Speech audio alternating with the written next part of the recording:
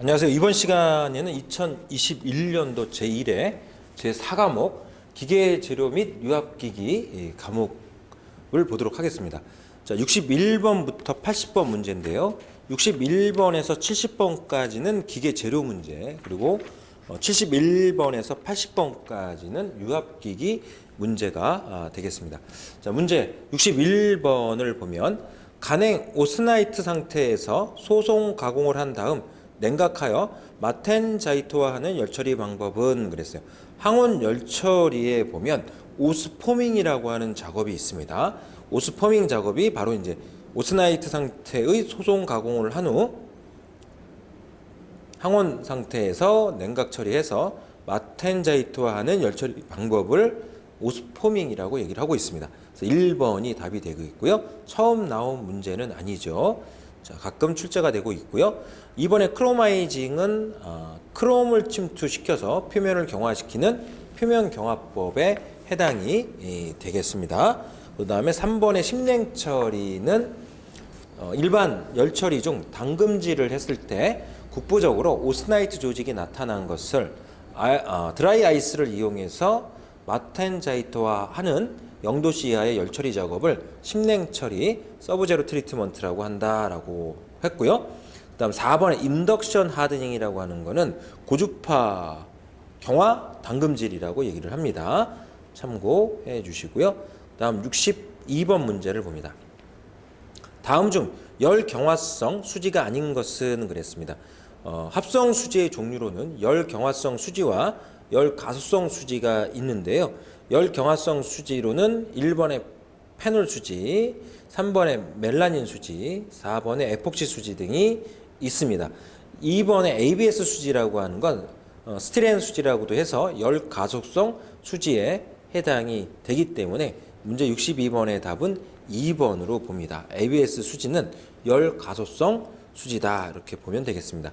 그 다음 63번을 봅니다.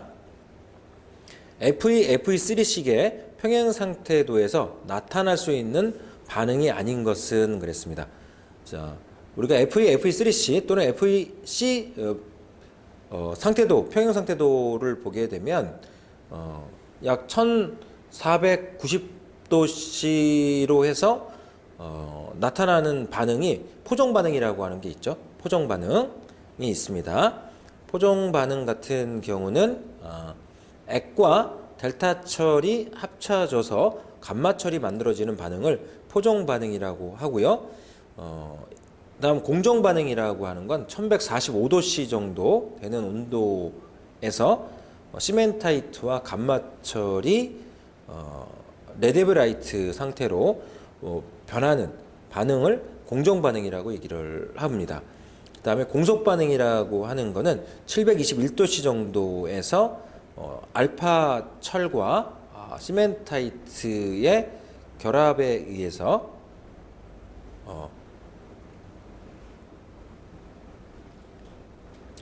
펄라이트가 나타나는 반응이 공속반응이죠. 자, 공정반응 다시 말씀드리겠습니다. 공정반응은 다시 말씀드리면 감마철과 시멘타이트가 합쳐져서 액상으로 변하는 반응이에요. 또는 액상이 감마철과 시멘타이트 전혀 다른 두 개의 고체로 분리 정출이 되는 반응이 공정반응입니다. 1145도씨에서 공정점 1145도 탄수함량 4.3%가 되는 점이 공정점이었죠.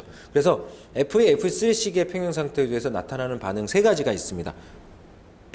포정반응, 공정반응, 공속반응. 편정반응은 나타나지 않습니다.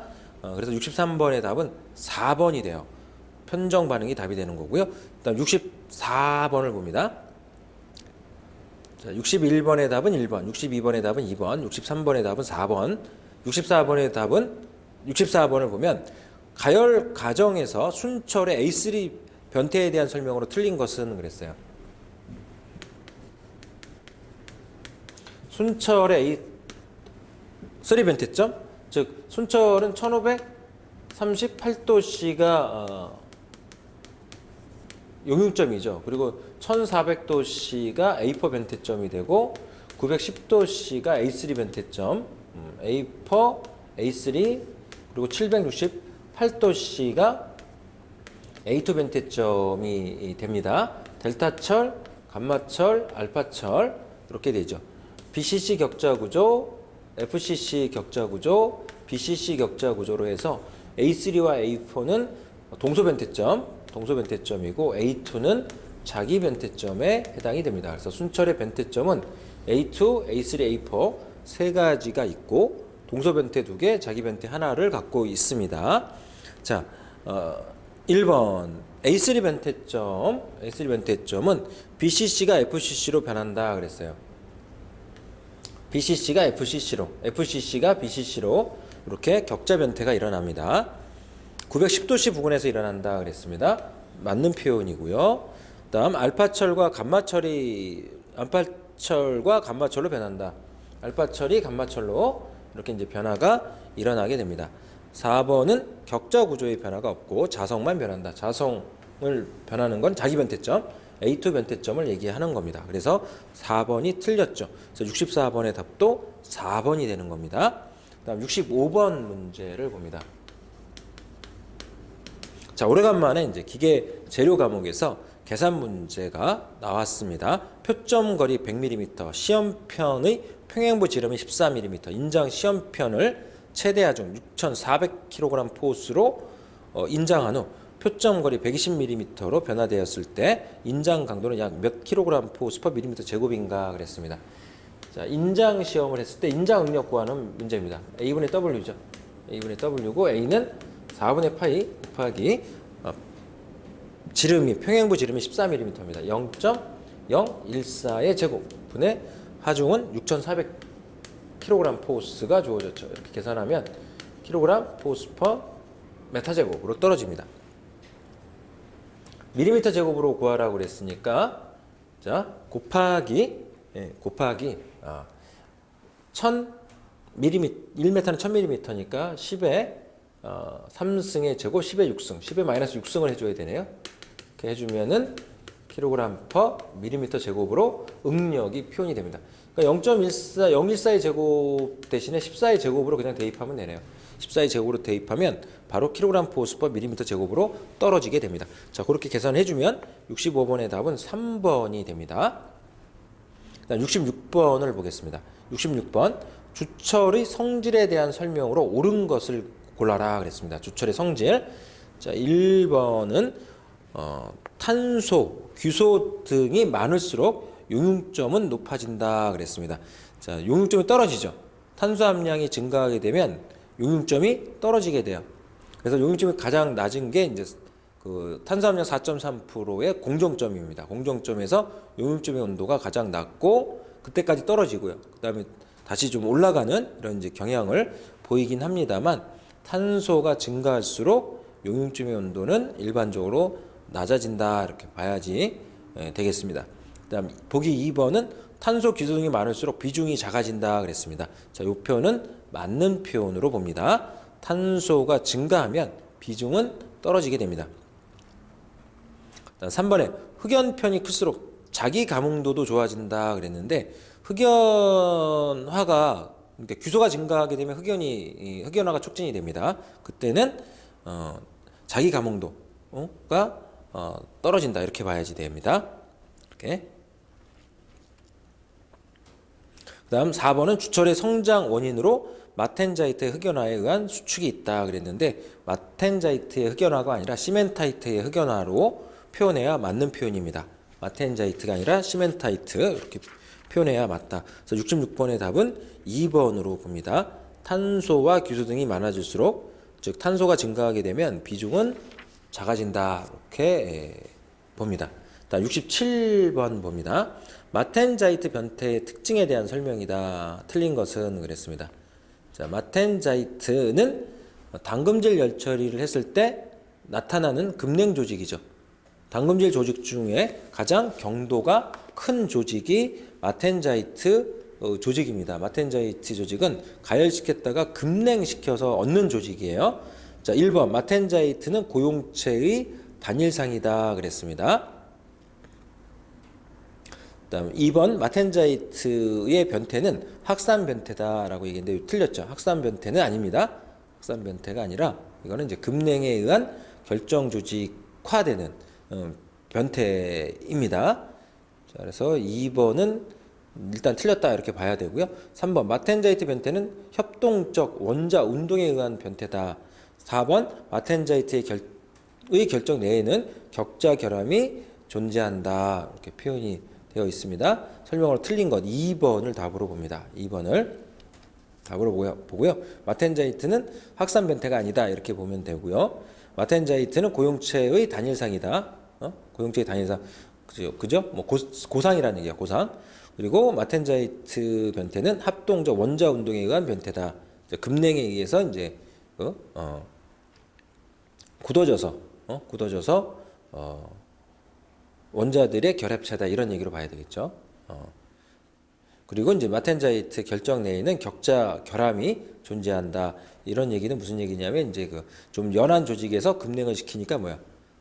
좀 단단한 조직으로 변하죠. 그거를 이제 그런 변태를 연한 조직 상태에서 단단한 조직 상태에 이렇게 변했다라고 하는 그런 표현을 이제 그 격자 결함이라고 표현한 거예요.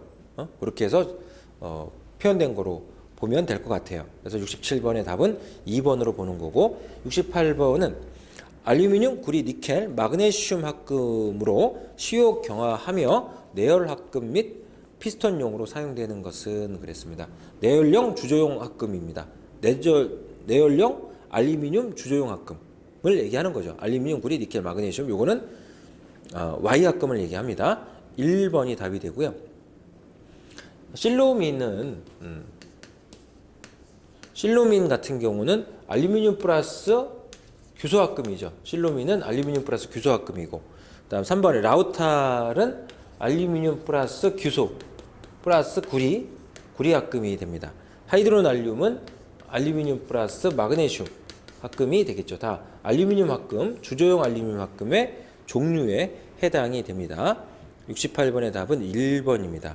그다음 69번 냉간 아변 스테인리스 강판 및 강대에서 석출 경학의 종류의 기호로 옳은 것은 그랬습니다.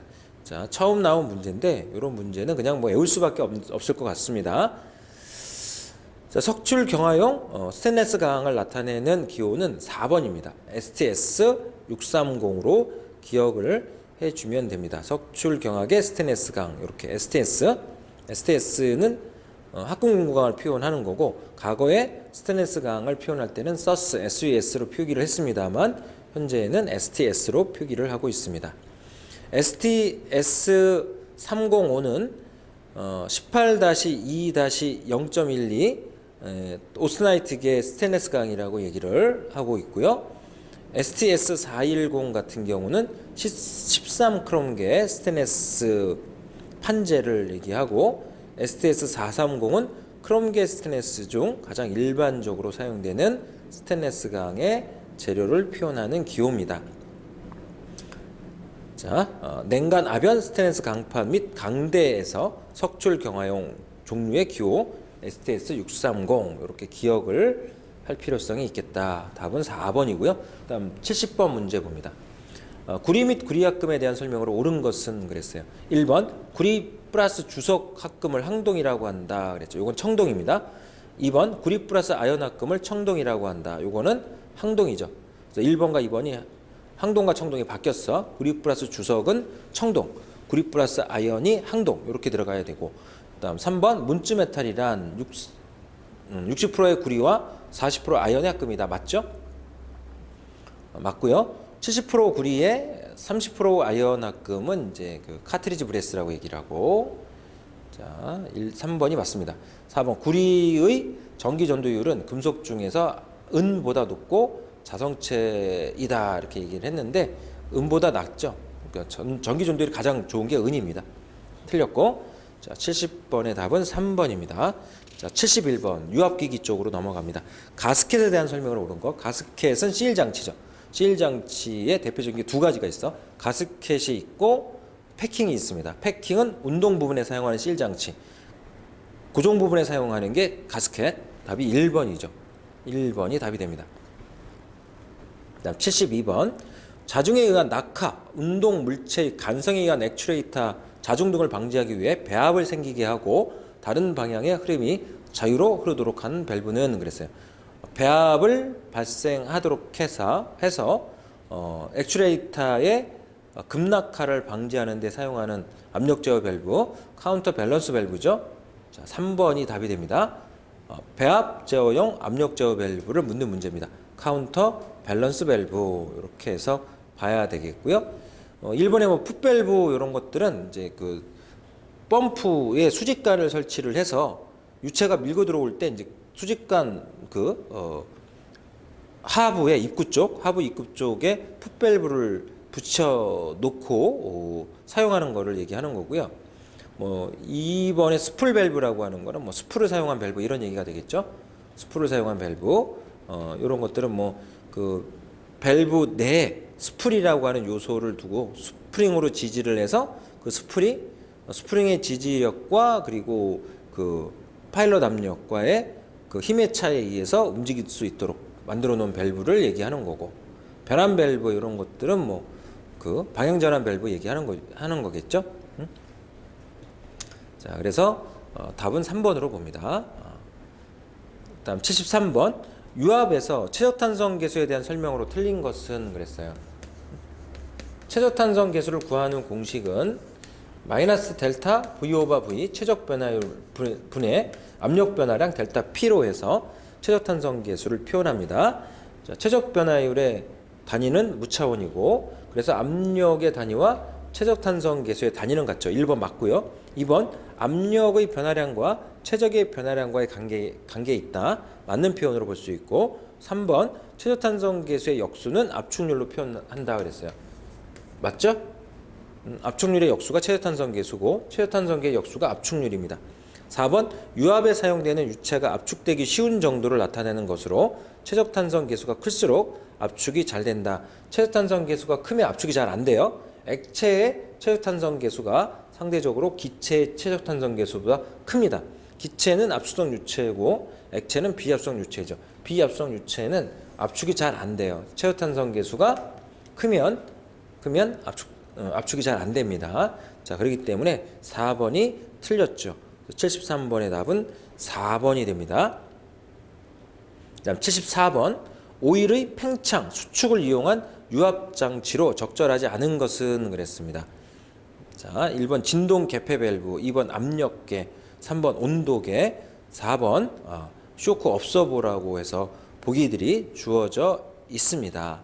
이렇게 압력 게이지, 온도 게이지 이런 것들은 그 배관에 그 기름이 흘러가는 배관에 설치를 해서 그 기름이 흐르는 동안 그 기름이 팽창 변화를 하거나 아니면 수축을 하거나 그거에 따라서 압력이 떨어지거나 올라가거나 온도가 떨어지거나 올라가거나 이렇게 이제 반응을 보이게 되겠죠.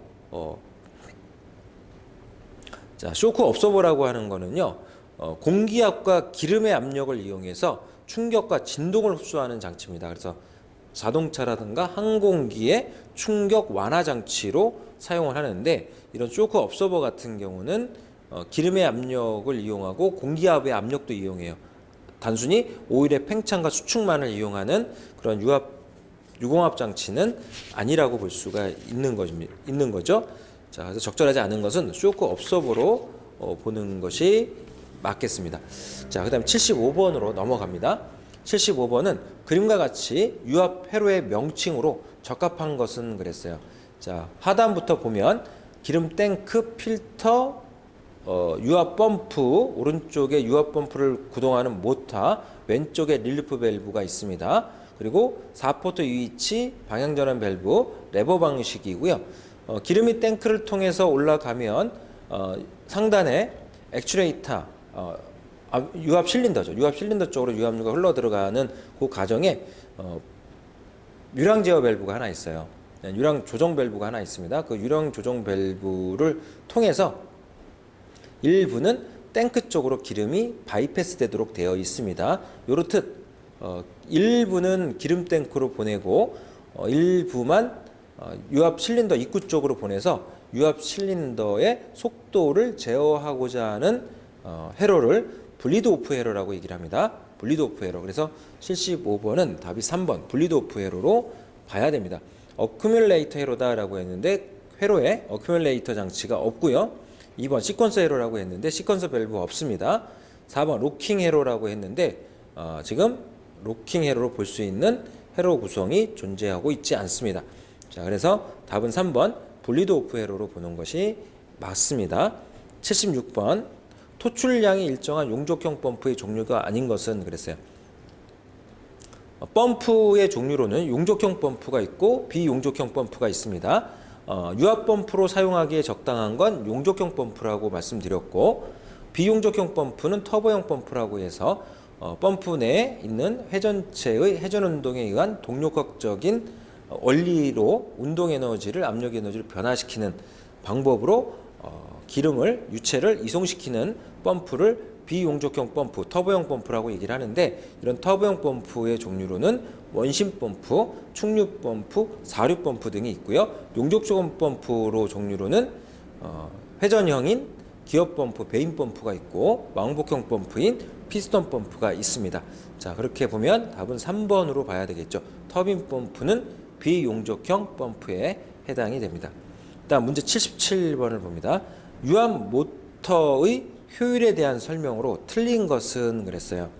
1번 전효율은 최적 효율에 비례한다 그랬어요. 모터죠. 유압 모터입니다. 유압 모터의 전효율은 최적 효율 곱하기 토크 효율 이렇게 해서 보니까 최적 효율에 비례하죠. 최적 효율에 비례합니다. 전효율은 기계 효율에 반비례한다라고 했는데 이 토크 효율이 기계 효율과 같습니다. 그렇기 때문에 기계 효율의 전효율은 비례합니다. 그러니까 2번이 틀렸다라고 볼 수 있고요. 다음 전효율은 축출력과 유체 입력의 비로 표현한다 그랬습니다. 모타 효율은 모타의 유동력분의 소유동력, 축동력으로 해서 구하죠. 그래서 이런 이제 그 소유동력과 유압 모터의 유동력과의 비로 해서 전효율을 표현합니다. 입력분의 출력 이런 얘기죠. 입력분의 출력. 4번 최적 효율은 최적 효율 이타 V는 실제 유량분의 이론 유량으로 계산하는 거죠. 이렇게 해서 계산합니다.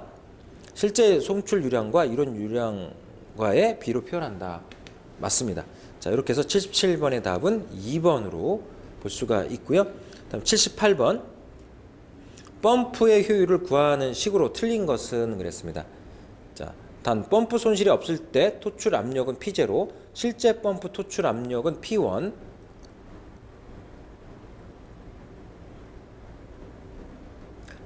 자, P로 봅니다. P로 실제 펌프 토출 압력은 P, 이론 토출 압력은 P0 이렇게 봐야죠. 펌프에 손실이 없을 때 토출 압력 P0.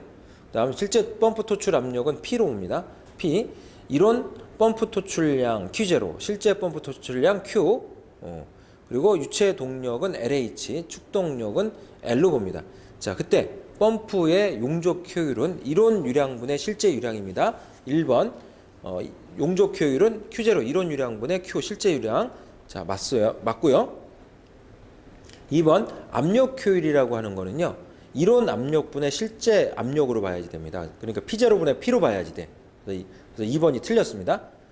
압력 효율은 이론 토출 압력분의 실제 토출 압력 이렇게 해서 P0분의 P로 표현돼야 맞는 표현입니다. 틀렸고 기계 효율은 LS분의 LH, 기계 효율은 이렇게 축동력분의 유체 동력으로 해서 기계 효율 표현되고요. 전효율은 용접 효율 곱하기 압력 효율 곱하기 기계 효율로 볼 수가 있습니다. 자, 이렇게도 표현합니다. 펌프의 전효율. 펌프의 전효율은 최적 효율 곱하기 토크 효율로 표현이 되는데 이 토크 효율을 압력 효율 곱하기 기계 효율로 볼 수 있어요. 이렇게. 유압 모터 쪽에서는 토크 효율을 기계 효율로 볼 수 있고요. 그리고 펌프 쪽에서는 이 토크 효율을 압력 효율 곱하기 기계 효율로 표현할 수가 있습니다. 자, 그래서 4번도 맞는 표현으로 봐야 됩니다. 그래서 78번은 2번이 틀렸다. 압력 효율은 이론 토출 압력분의 실제 토출 압력 이렇게 봐야 돼요. 펌프는 항상 이론이 분모, 기준이 됩니다. 그 다음 79번 그림과 같은 기호의 밸브 명칭은 그랬어요. 릴리프 밸브죠. 스톱 밸브. 스톱 밸브는 뭐 이렇게 해서 표현되는 거, 유량 제어 밸브 얘기하는 거고요. 체크 밸브. 체크 밸브는 뭐 이런 식으로 체크 밸브 표현되는 거고. 가변 규축 밸브. 가변 규축 밸브는 이렇게 표현이 되는 거죠. 자, 그래서 이제 79번의 답은 2번입니다. 그다음 80번 압력 제어 밸브에서 어느 최소 유량에서 어느 최대 유량까지 사이에 증대하는 압력을 오버라이드 압력이라고 얘기를 합니다. 1번. 2번에 전량 압력이라고 하는 건 토탈 프레셔 얘기하는 겁니다. 토탈 프레셔 총합 뭐 이런 의미로 해서 표현된 거고요.